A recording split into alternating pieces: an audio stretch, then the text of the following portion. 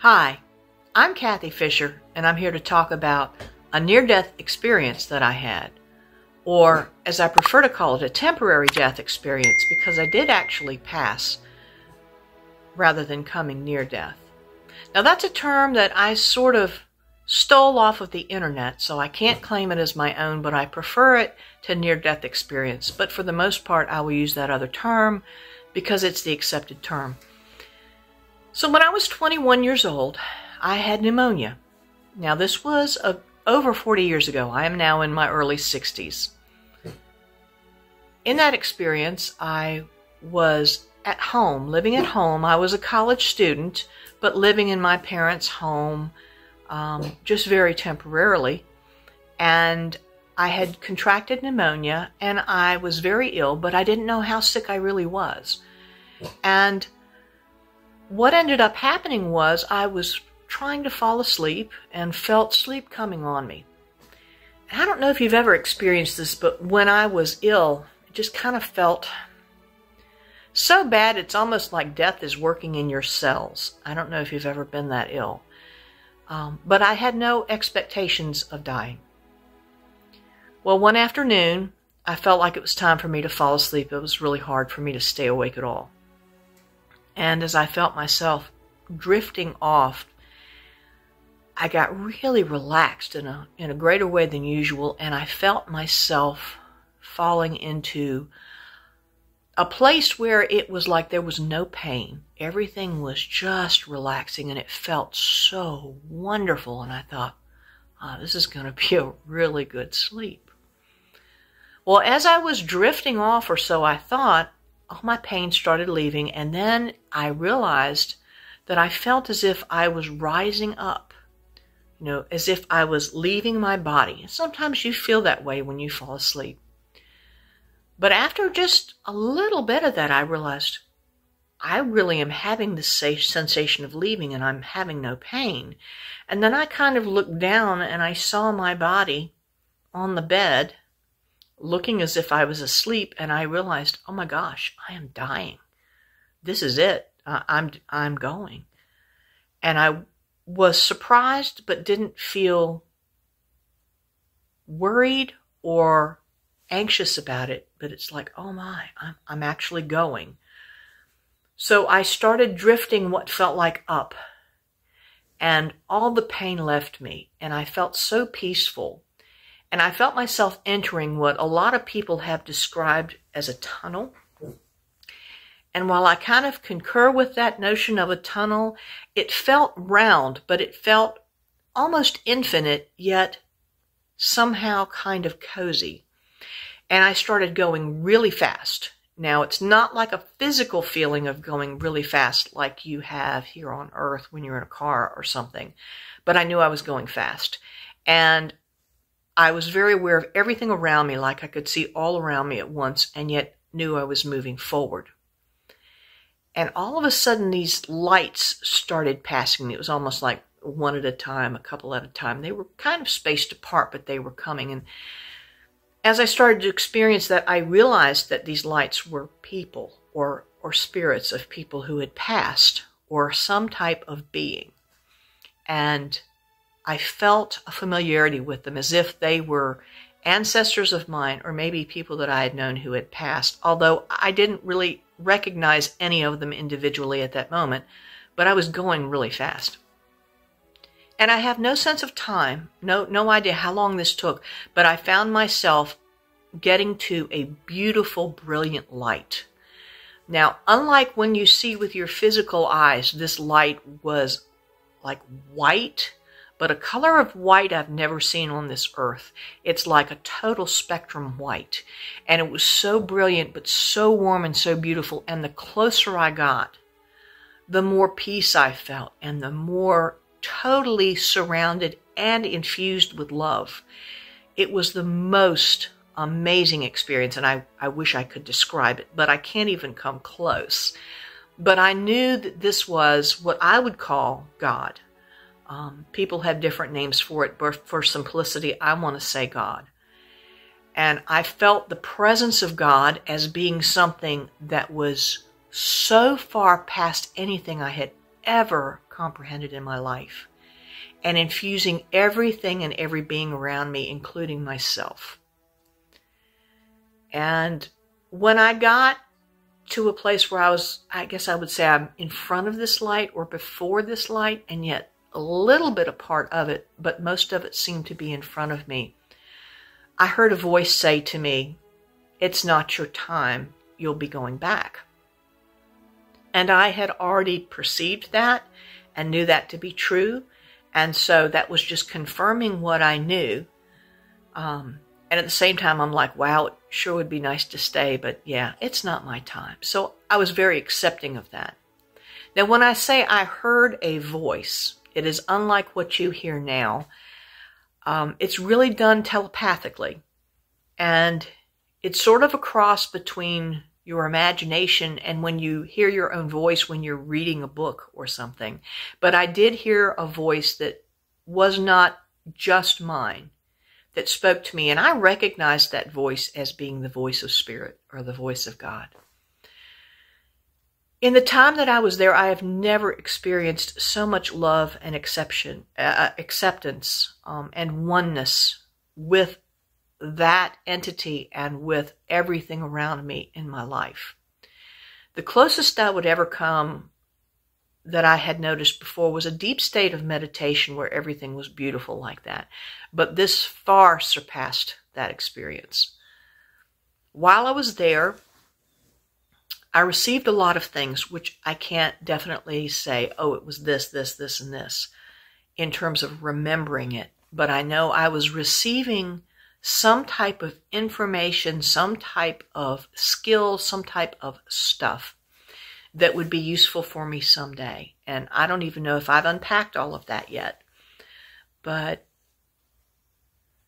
I don't remember any specific instructions being given in that voice. It was just like the sun is shining on you, you're soaking up those beautiful rays, and in those rays are everything that you need.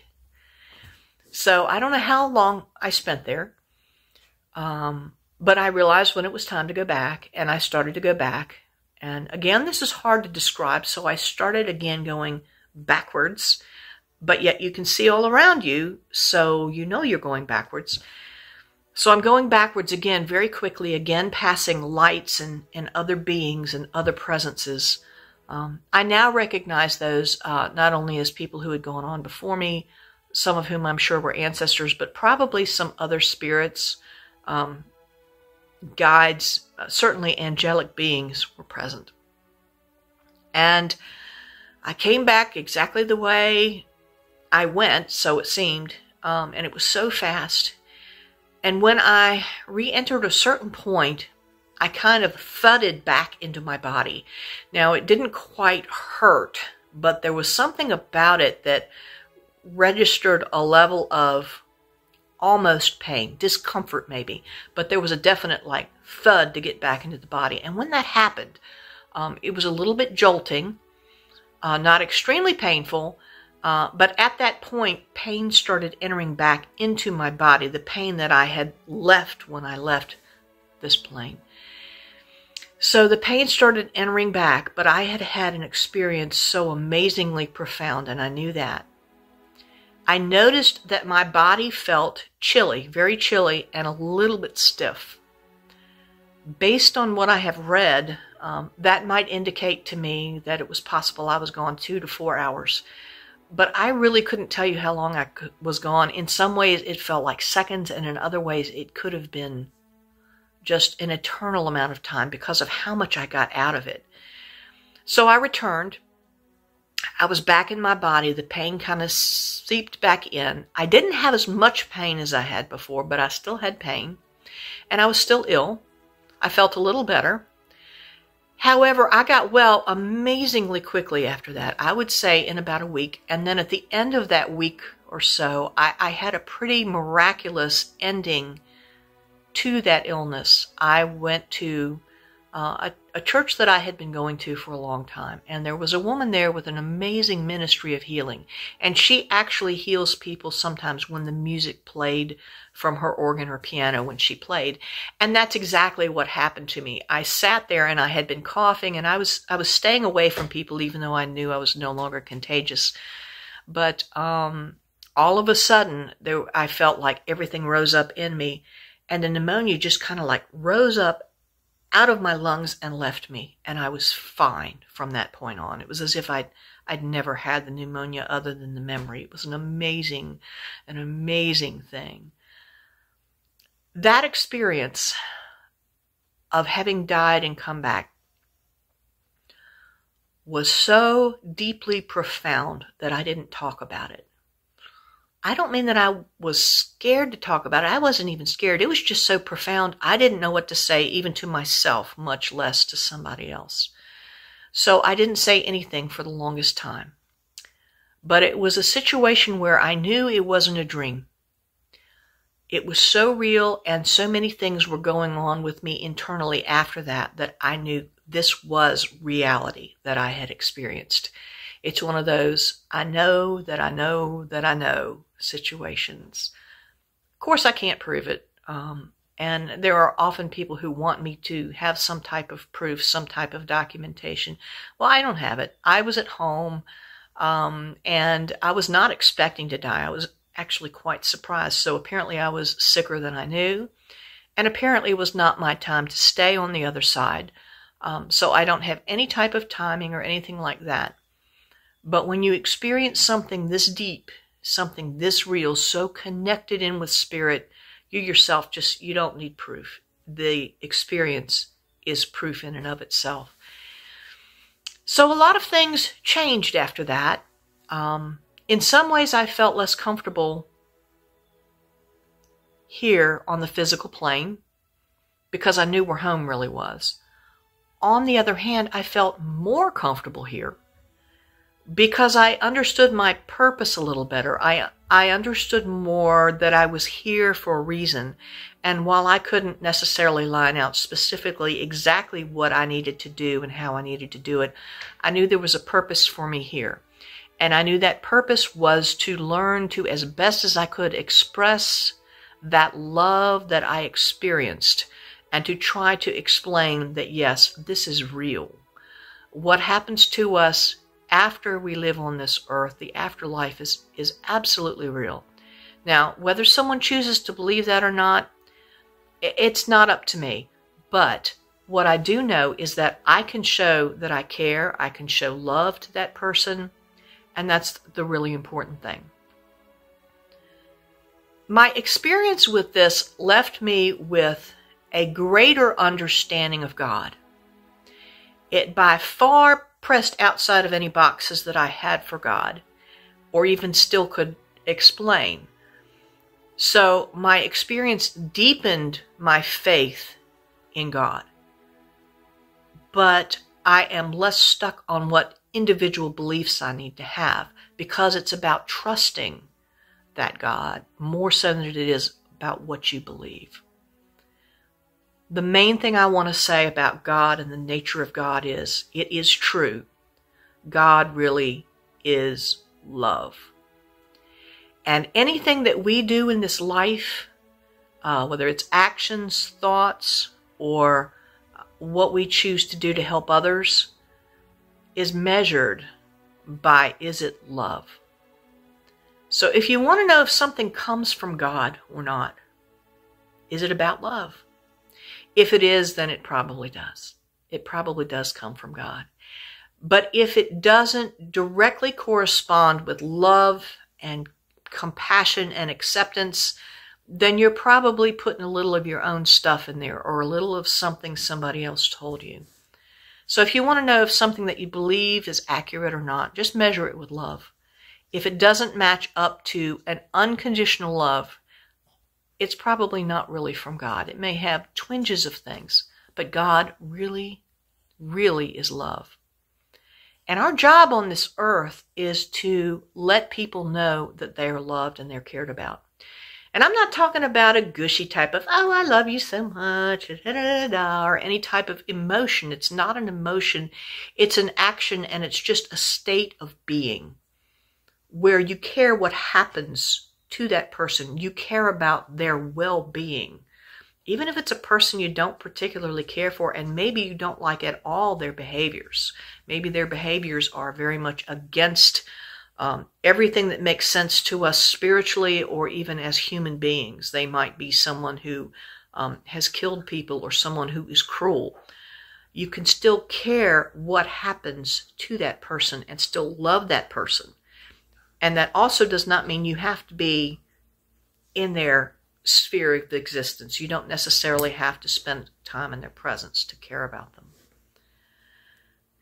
So there's so much that can be added in here. I had always been intuitive and had gifts that, for lack of a better word, were sort of like psychic gifts. Even as a child, I had sometimes seen spirits.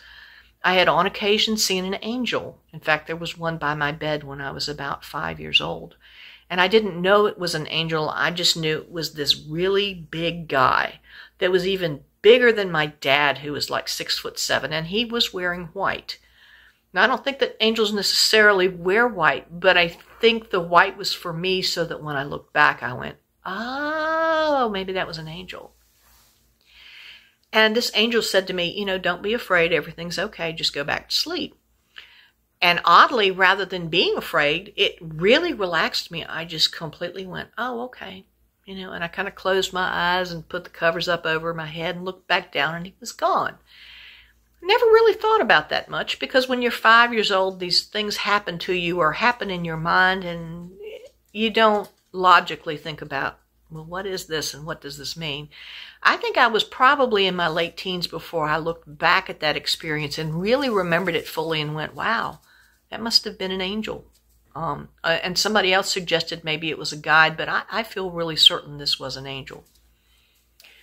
Anyway, some of these intuitive gifts that I had included just kind of knowing things about people when I met them for no reason. And I often had a hard time with the fact that I knew things either that might happen or knew things about people, because I kept thinking, well, why do I know? Am I supposed to do anything with this? So sometimes this really bothered me. And on a religious level, having been brought up Christian, there had been some talk about, well, that's not a good thing. But what I found through this death experience is that this is just a gift that is a typical gift, and we all have it. Some of us are a little more aware of it than others, but really all that it is, it's nothing unique. It's just connection to spirit. And we all have it in different ways, and some of us see it or feel it or have other ways of spirit reaching us. But this was one of the really prominent ones for me, was to sense things and to know things that I really didn't otherwise have a way of knowing. So what changed for me when I came back was not only were those gifts more heightened and a little more all-inclusive of a few other things, I was at peace with them because they no longer scared me in any way, or maybe scared is too strong of a word. I didn't worry about why I had them. And I began to understand that it's just spirit. But I also started to question more, okay, what do I do with this particular information? Am I supposed to do something with this? So now I measure that with the love. Sometimes you just know something because you know, and there's nothing to be done with it. But sometimes you know information so that you can perhaps change things or make things better. So I have just become more and more comfortable over time, but certainly starting then, with knowing and understanding that everything serves a purpose in your life and that everything's okay. Whatever you're experiencing is designed to give you an opportunity to come closer to God, to bring you to spirit.